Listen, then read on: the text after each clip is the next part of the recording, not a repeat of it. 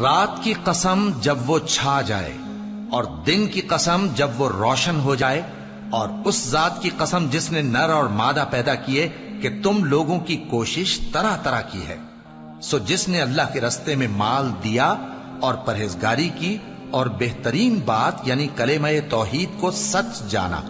تو اس کو ہم آسان طریقے کی توفیق دیں گے، اور جس نے بخل کیا اور بے پرواہ بنا رہا اور بہترین بات کو جھوٹ سمجھا،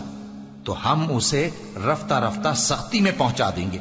اور جب وہ دوزخ کے گڑھے میں گرے گا تو اس کا مال اس کے کچھ بھی کام نہ آئے گا۔ یقیناً راہ دکھا دینا ہمارا ذمہ ہے،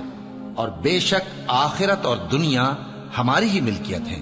سو میں نے تم کو بھڑکتی آگ سے خبردار کر دیا ہے، اس میں وہی داخل ہوگا جو بڑا بدبخت ہے، جس نے جھٹلایا اور منہ پھیرا، اور جو بڑا پرہیزگار ہے وہ اس سے بچا لیا جائے گا۔ وہ جو اپنا مال دیتا ہے تاکہ پاک ہو، اور اس لیے نہیں دیتا کہ اس پر کسی کا احسان ہے جس کا بدلہ اتارا جائے، بلکہ اپنے رب اعلی کی رضامندی حاصل کرنے کے لیے دیتا ہے، اور وہ عنقریب خوش ہو جائے گا۔